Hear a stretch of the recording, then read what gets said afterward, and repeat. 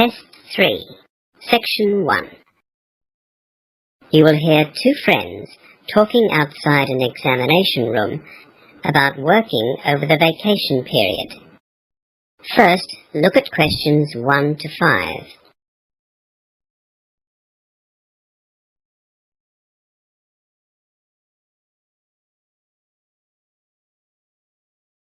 You will see that there is an example already done for you.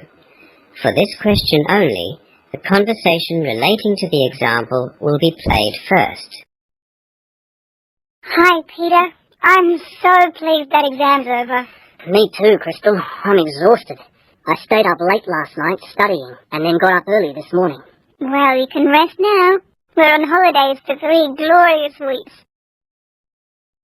Peter said he stayed up late studying last night, so C is the correct answer.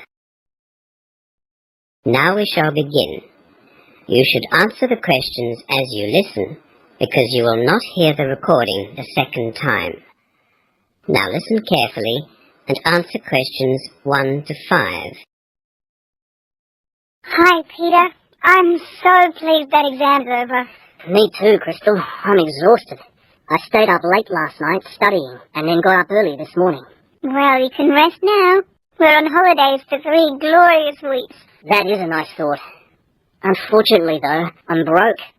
And if I'm going to have enough money to get through next semester, I'll have to get a job over the holidays. Yes, I've been thinking the same thing myself. As much as I'd like to go home to see my family, I think I'll have to get a job as well. Have you got any ideas or contacts? Well, as a matter of fact, I'm going to go to the Student Employment Office. Do you want to come with me? Sure, if you don't mind. Where is it? Let me see. I've got a map here of the campus. It's up here in Y Block. Oh, boy. We're a long way away from there. We've just come out of N Block. Here we are here. Yes, N Block.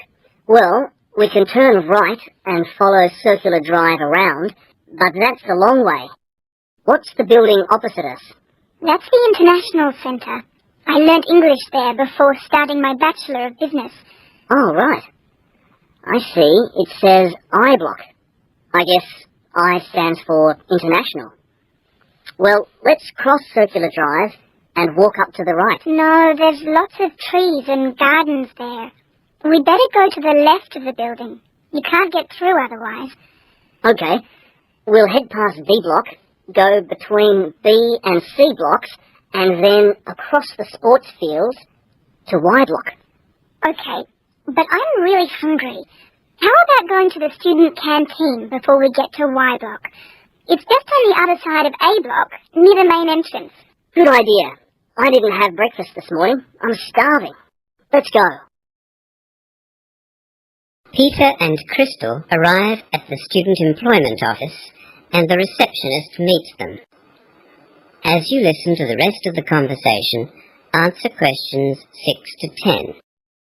Before the conversation continues, read questions 6 to 10.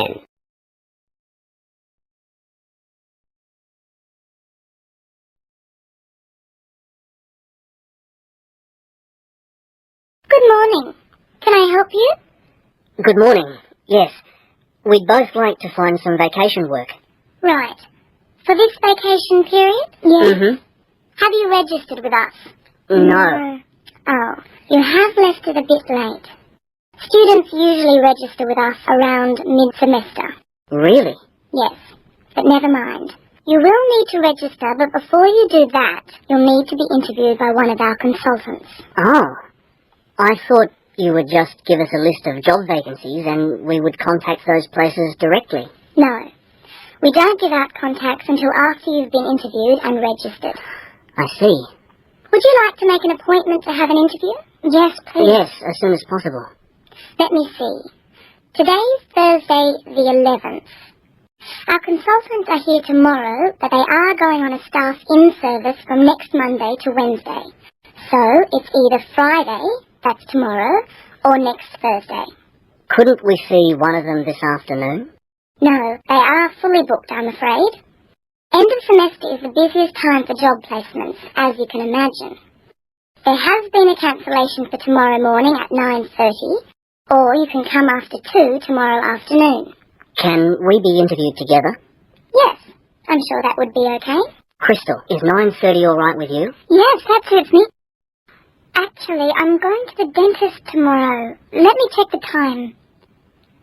Hang on, the dentist is at 9, so could we make it at 2? No problem. Okay, that's for 2 o'clock then. What's your surname? Pastel. Pastel.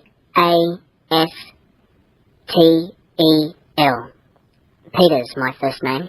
Thanks. And yours? My surname's Lou, L-U, and my first name's Crystal. That's Crystal. Right. A contact phone number, please. My mobile is 0412 987 35. Thank you. And I'll need your student number as well, so I can access your files.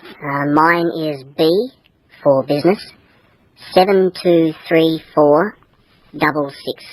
And mine is B for business as well. I690011. That's BI690011 for you, Peter. And no, that's mine. Wrong way round. Oops. It's BI690011 for Crystal and B723466 for Peter. I'll just put an arrow next to your names to show what I've done wrong. Right then. See you both. Bye. Thanks a lot. That is the end of section 1. You now have half a minute to check your answers.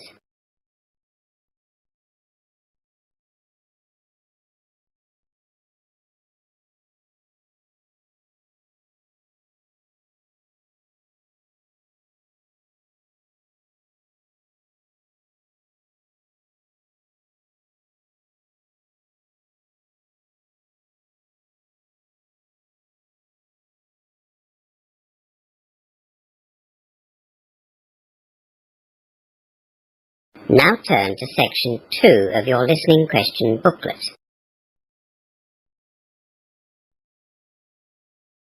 Section 2. You will hear a speaker from the Brisbane Festival talking to some international visitors in Brisbane, Australia.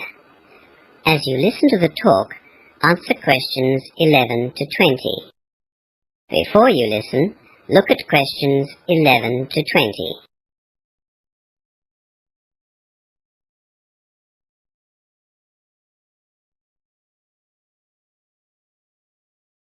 Good evening. I've been asked to tell you all about the Brisbane Festival, which is being held here in Brisbane from September the 8th to October the 6th. You are all, of course, welcome to come along to the various activities that we have planned while you're visiting our city. We're happy to announce that we have some free tickets, which I'll hand out later. The Brisbane Festival is held every year in a number of venues around Brisbane, not only to show off our own local talent, but also to celebrate the incredible talent that we have in the Australian and the Southeast Asian region. It's a great time for us to catch up with our interstate and international friends, and we're thrilled that this year we have a record number of performances from Southeast Asian participants. We have seen an increased amount of interest from European and American artists in recent years, and we welcome them as well. Our goal is to bring people together through art by making art accessible to everyone. The Brisbane Festival aims to promote cultural understanding and interaction. Right, well, as you experienced today, we have a wonderful climate here in Brisbane. Our average temperature is about 24 degrees Celsius, and we have something like 290 sunny days a year.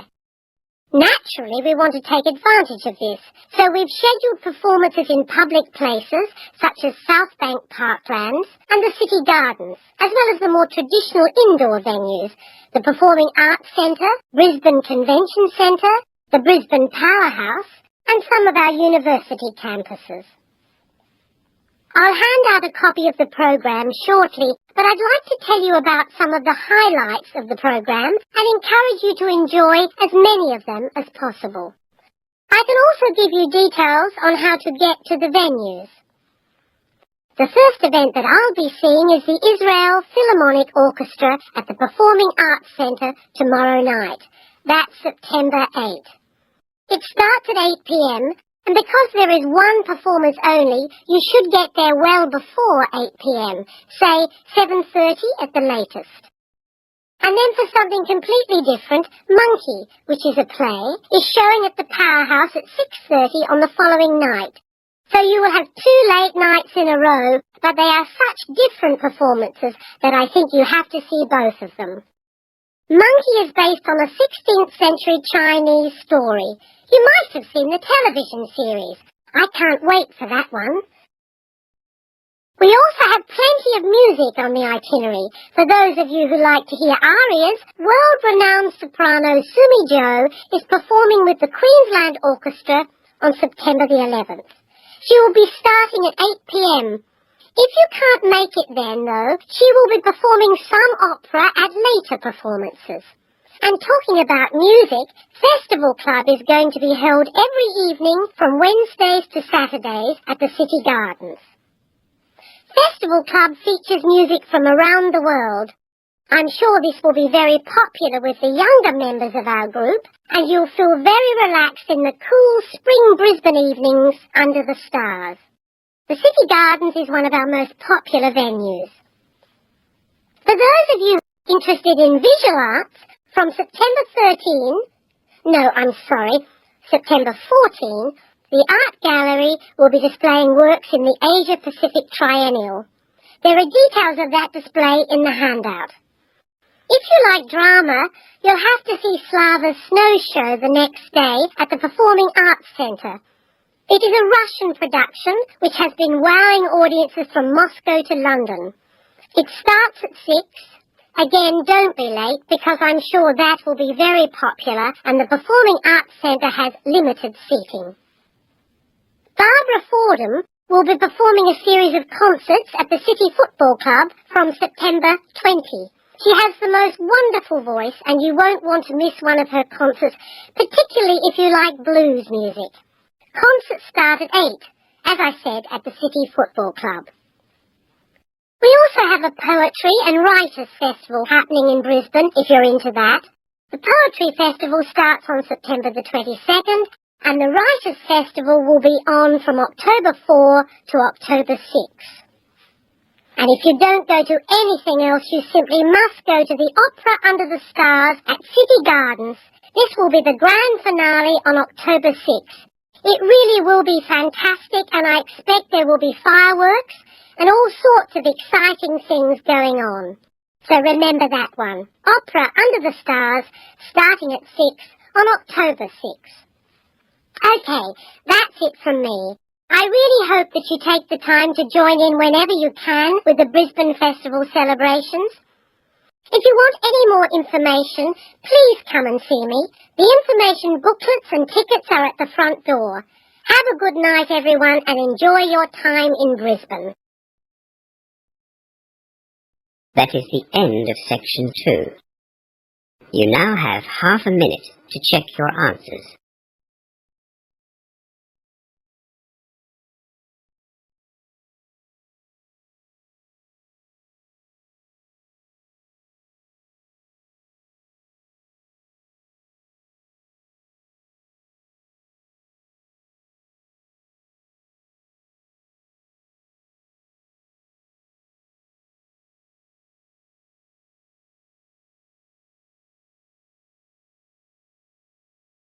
Now turn to section 3 of your listening question booklet. Section 3.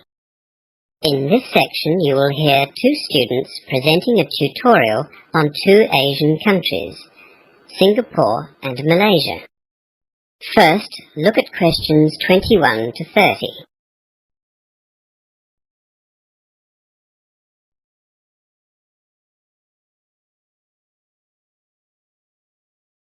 Now listen to the two students and answer questions 21 to 30. Nancy and Jenny are presenting the first of our profiles on Asia today. You looked at Singapore and Malaysia, didn't you? Yes, and we found lots of similarities between the two countries. Did you follow the outline that I gave you? Yes, we did. First of all, the total land area of Singapore is 630 square kilometres, whilst Malaysia's was 329,758 square kilometres. Obviously, Malaysia is a much larger nation with a bigger population, almost 24 million. It is bigger than Australia's population, in fact. We have 19,700,000. Singapore has just over 3 million. Did you look at their population mix? The population of both Malaysia and Singapore are multiracial. They each have a mixture of Malays, Chinese, Indians, and other ethnic groups as well, who all live quite harmoniously together. The breakdown of the population is different, though. In Malaysia, the Malays, or Bumiputras as they're called, outnumber the Chinese and the Indians. They make up about 65% of the population. In Singapore, 3/4 of the population is Chinese, with only a few 100,000 Malays and Indians. English is widely used in Malaysia, as well as in Singapore. Yes, they all study compulsory English at school, and adults use English a lot in their daily lives. For many years, Singaporeans have been sending their children abroad to study in English-speaking countries. And in recent years, Malaysians are also studying overseas and getting overseas work experience. Australia has had a fairly stable relationship with Singapore over the years. Can you briefly talk about that? Yes. Singapore and Australia have always maintained a friendly and warm relationship. As Jen said, many students come to Australia to study here, and often they stay here to work. Similarly, lots of Australians live and work in Singapore. Singapore was one of the first Asian countries to really take advantage of its geographical location and the technological advances that were made at the end of last century. It has a strong economy. Singapore and Australia signed an expanded trade accord in February, which covers all sorts of subjects from education through to customs procedures at the airports. It's accepted that this accord will really strengthen ties between the two countries. So trade between Singapore and Australia is continuing to grow. But we're not one of Singapore's top 3 trading partners. They're the US, Japan and Malaysia. Yes, and interestingly, but not surprisingly I guess, Malaysia's top 3 trading partners are the US, Japan and Singapore. Yes, Singapore and Malaysia are neighbours, so you would expect that. What did you discover about the relationship between Malaysia and Australia? Well, it hasn't been as stable as Singapore and Australia's friendship. Malaysians and Australians get along well on a personal level. There have been an increasing number of tourists travelling between the two countries, so it isn't just the students who are coming here. Historically, Australia and Malaysia, and for that matter Singapore as well, have a lot in common, with the British colonialists. Malaysia now doesn't want to blindly follow Western ideas, which is fair enough. Yes. This is something that we'll talk about later in the semester. Australia's international relations in the region. There do seem to be misunderstandings and disagreements between Malaysia and Australia, but diplomats say that these are exaggerated by the media. Yes, we all know the power that the media has. Was there anything else? Well, yes. What I found was that Singaporeans are generally regarded as well-educated, well-travelled, knowledgeable. They enjoy a quality of life that is envied in other countries, especially in other Asian countries. The Singaporean government is spending a lot of money on education and technology. Is this going to continue? Did you look at the government's agenda for the future? They're developing a knowledge-based economy. Unlike other Southeast Asian countries, Singapore hasn't been dependent on the production and export of commodities. They intend to be IT-driven, with a highly skilled economy. I see. And how did this differ in Malaysia? Well, the Malaysians are very enterprising people. They're well-educated and highly skilled too. Like the Singaporeans, they've got a strong work ethic. We both felt that of the two countries, Malaysians were much more Asian in their way of thinking, although they seem to mix Eastern and Western traditions easily. This could be one of the reasons that tourism is doing so well in Malaysia. The economy once relied almost solely on the export of raw materials, but that's changed a lot. All the experts say that Malaysia has a huge future. You've obviously enjoyed your research. I'm sure you'll enjoy learning more about the region as we continue on with the other overviews. That is the end of section 3. You now have half a minute to check your answers.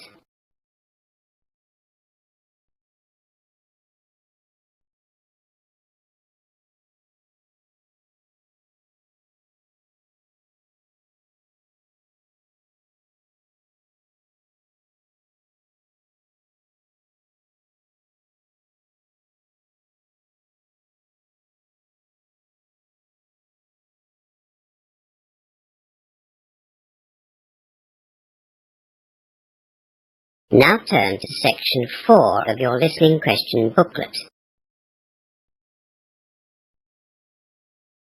Section 4. You will hear an introductory lecture about vegetarianism being given by a nutritionist. First, look at questions 31 to 40.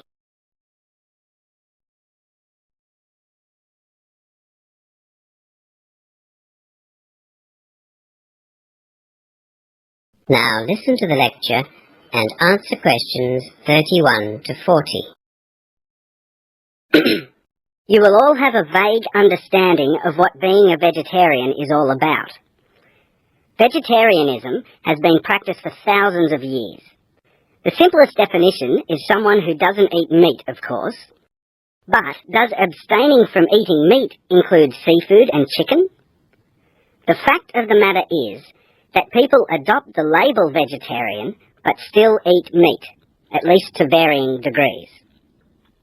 Within true vegetarianism, that is where a vegetarian is someone who doesn't eat any meat at all, there are 3 subgroups. A lacto-ovo-vegetarian eats no meat but does consume dairy products and eggs. The second subgroup, lacto-vegetarians, also don't eat meat, but while they will consume dairy products, they don't eat eggs. And then, of course, there are vegans, people with a strict vegetarian diet that don't eat any animal product or byproduct, including honey. In fact, they don't even wear woolen, leather or silk garments. So just keep in mind that there is an obvious sliding scale here when people talk about vegetarianism. There are those that perhaps like to think of themselves as vegetarian just because they don't eat red meat, right through to those strict vegans who will only eat vegetables, fruit, beans or pulses. That is, food that has been grown. For our purposes today, we'll be talking about vegetarians as those people who don't eat any form of meat at all, red meat, fish or poultry, but do use dairy products and eggs. Lacto-vegetarians and vegans are not in the majority anyway. With that definition in mind, let's review the myriad of reasons given for adopting a vegetarian diet. These include all sorts of preposterous theories that claim all humans should be vegetarian simply because it's natural, or that humans are naturally vegetarian because biologically we resemble plant eaters. In the real world, vegetarians, generally speaking, accept that humans are omnivores. They are capable of eating both plant and meat foods. Statistics show that the majority of vegetarians have adopted a vegetarian diet because of their religious beliefs, as in the case of Hindus and Buddhists, for example, or because of health-related concerns. That is, they see vegetarianism as a healthier alternative.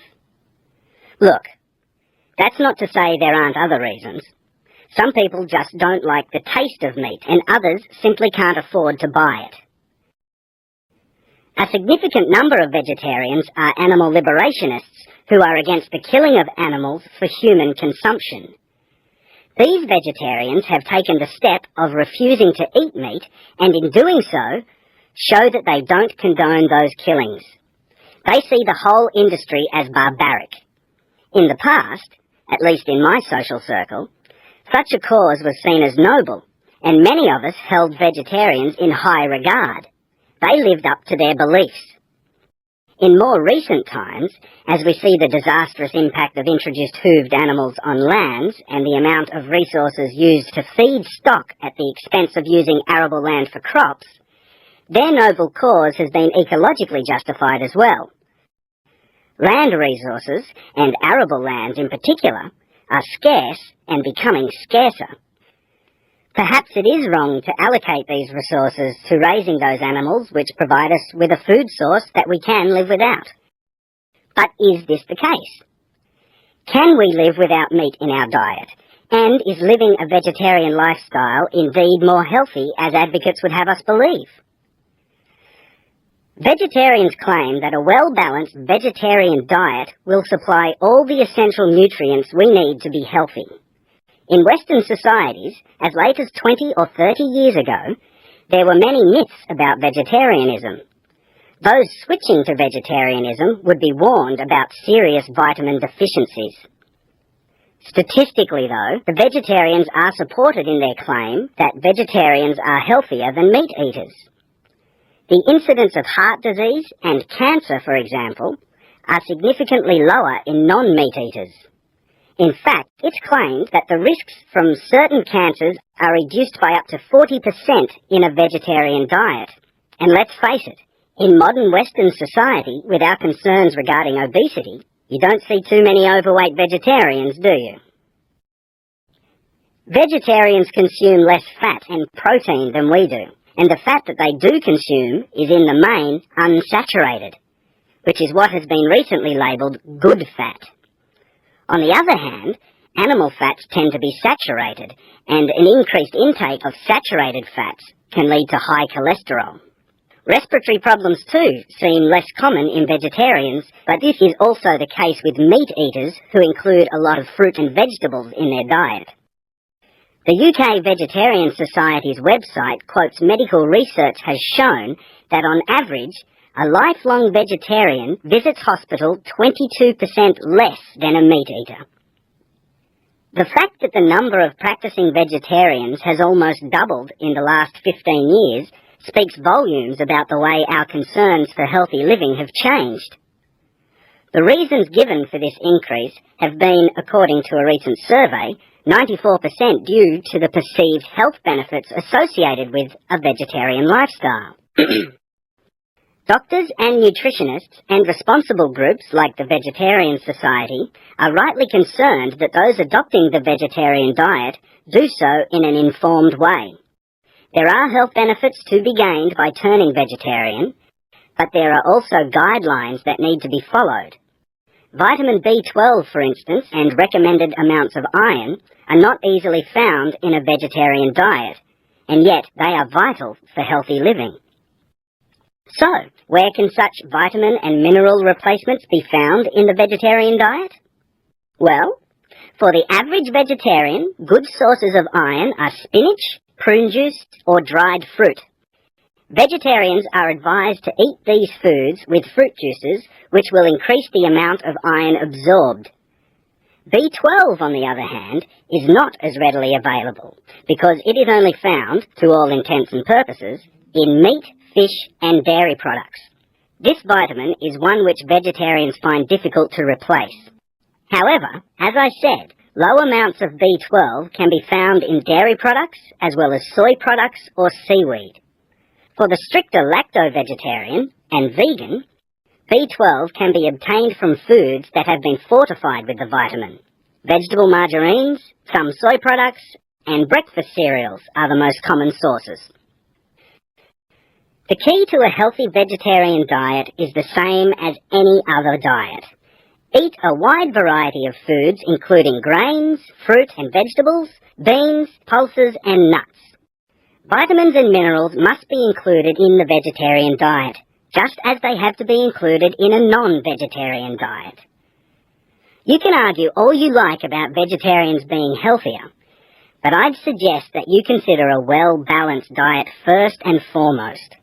Whether or not you include meat is up to you. A good vegetarian diet closely matches the dietary recommendations for a healthy meat-eating diet. There's an excellent website which I suggest you look at if you want further information on vegetarianism. It's www.vegsoc.org. www.vegsoc.org.